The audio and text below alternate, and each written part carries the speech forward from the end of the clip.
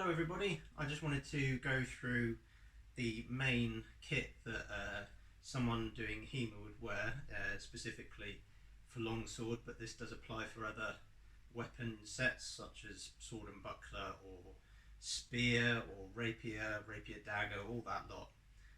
So I'm just going to go through all the kit that you should probably wear when you do your sparring or tournaments. So okay, first off, most importantly is protection for the groin. Now this is specifically for men, although I could recommend this for ladies as well, because you do not want to get hit in that area, and it is very painful if you don't wear protection for it. So I wear a cricket box, which you can pretty much buy at most sports goods or wares in the UK. It might be a little more harder to come by in countries that don't play cricket, but there are definitely other equivalents to that kind of protection. And I also wear cricket style boxes because they have a pouch in them that you can slot the box into, and you'll be protected well, and you'll have all the movement, and it's quite comfortable. So yes, I'm going to go and put that on now, and I shall return in a moment. Okay, so I'm now wearing my cricket box, and of course this can apply to other sports that can provide this kind of protection. It really does. It provides a lot of good protection. Of course, you don't want to get hit there even with a box on. So yes, moving on. For the lower legs, I'm going to recommend getting some hockey style knee pads. I'd actually call these greaves because they encompass most of the leg, albeit the back of the leg is open, but the sides and the front are very well protected, and it's very form-fitting for the muscles like the calf muscles and basically the lower leg. And over the top I'll wear these Spez long socks. They just keep it in place, and they are padded at the front ever so slightly, just if you wanted to add a little bit more protection. But these hockey style knee pads are actually quite cheap. You can get these for about, in the UK I got these for about £16 on Amazon, so I definitely recommend something like that, because in my opinion stuff like the Red Dragon leg protection, some of Spez's leg protection is quite chunky, and when you're doing a lot of foot movement you don't want to get stuff in the way. So yeah, that it keeps everything nice and tight. So I'm going to go and put them on now. Okay, now I've got my knee protection on. I forgot to say that this actually does provide a little bit of protection for the ankle as well, so that's something to keep in mind. So next is the lower leg protection. These are the Spez fencing pants, which arrived today.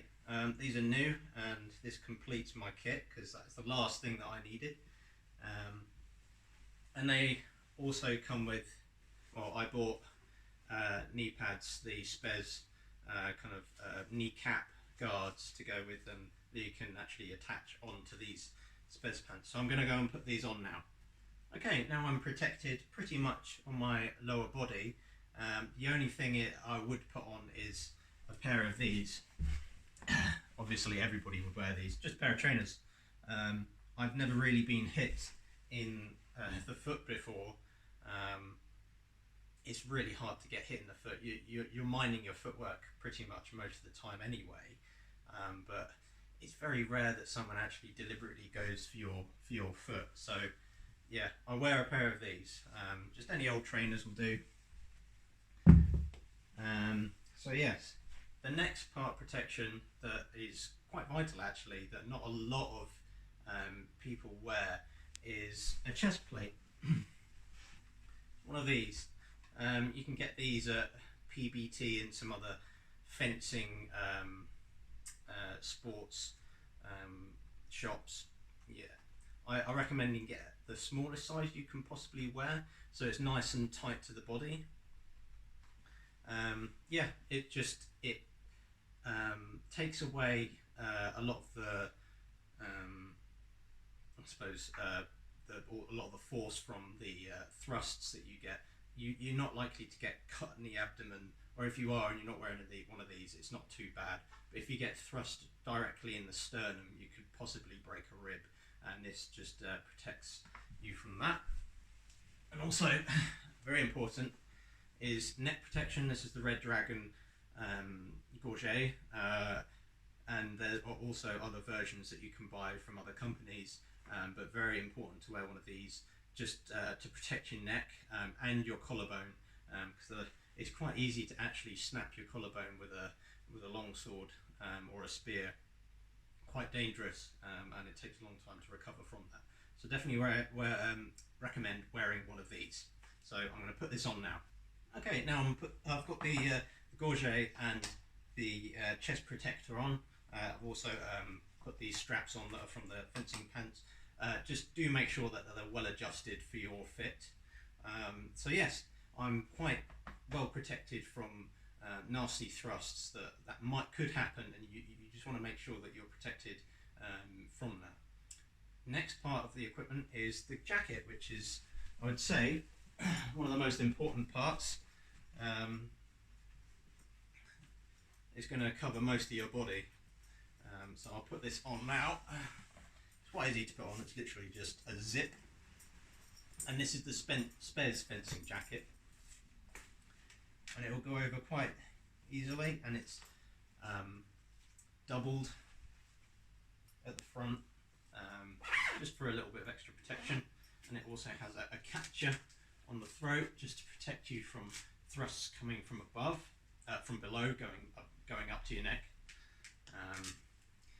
And it's quite well padded. You have plenty of movement in this. I mean, it's tailored so that the arm is actually bent, so you can move your arms quite easily that way, and obviously quite easily this way. It's no problem at all, because it's actually designed with pockets here that can expand and allow you to move your arms very freely. It's actually designed for freedom of movement. So I'm mostly protected now, apart from the helmet. A couple of other sort of, I'd say you can have them depending on what you're doing. I would definitely recommend these for longsword, but maybe not for lighter sparring, which is a skirt, which protects you from your thighs. Just this area here, you know, it's quite squidgy, and this just protects you from cuts and thrusts. It just gives you an extra layer of protection. And then the other part is elbow and forearm guards. These are also Spez. Definitely recommend this for, even with synthetics, you get a nasty cut to the wrist, you're going to bruise quite badly.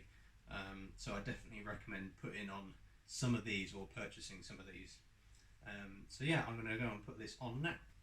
Okay, now I've put the forearm protection on, the elbow protection, plenty of movement, good freedom of movement, and I've got this on, which is just an extra layer of protection, which just protects you from, say, your pelvis muscle, pelvis bone right here, and some thrusts coming directly to the gut, basically, and it does provide a little bit more of groin protection as well.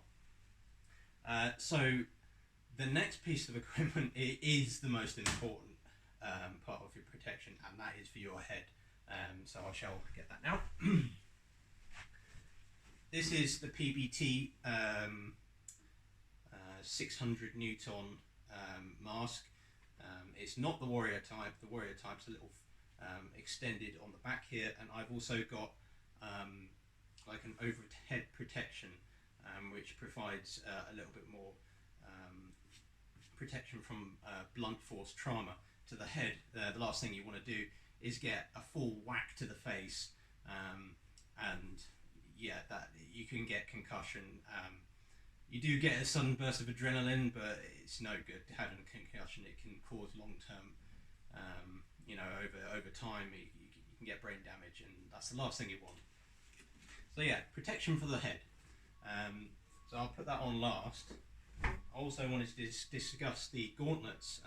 So I've got, if that stays there, these are the Spares clamshell gauntlets. Loads of movement for your fingers, less so for your thumb. You can move your fingers about a little bit, but they are very protective. You could get a full whack to your hand and you won't get any broken fingers. Maybe to the thumb. If you received a real nasty cut to your thumb, you could possibly break your thumb. There are definitely loads of other products that can protect your hand, but these are the kind I have, and a lot of people do use these. They're just reliable. They've been used a lot for sparring, for sword and buckler, rapier dagger, anything with sort of like single-handed swords, so even for like saber as well. I use these Red Dragon gauntlets, and I've just taken off the strange wristband that it has on it. It's good enough, but there are other types of gloves that are specifically designed for single-handed weapons that are coming out, and I would actually probably recommend getting a pair of those. A lot of people do get these just because they're probably one of the only products that actually are out there that are mass-produced to be made,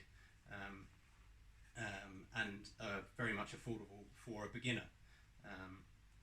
If you've got a few £100 to spare, you can definitely get some better quality gauntlets that are, with fingers that you can use for single-handed weapons. And then for training purposes, for light training purposes, just a pair of padded gauntlets here, made from leather. When you do buy them, make sure you break them in, and make sure that you get gloves that are the right size for your hand. You don't want to have them too big or too small. You need to get them just right, so you can move your hands and fingers well, because you want to get the best grip for your weapon.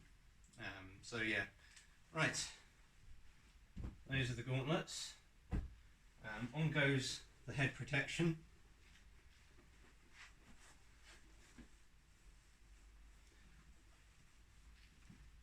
So I'm well protected on the head.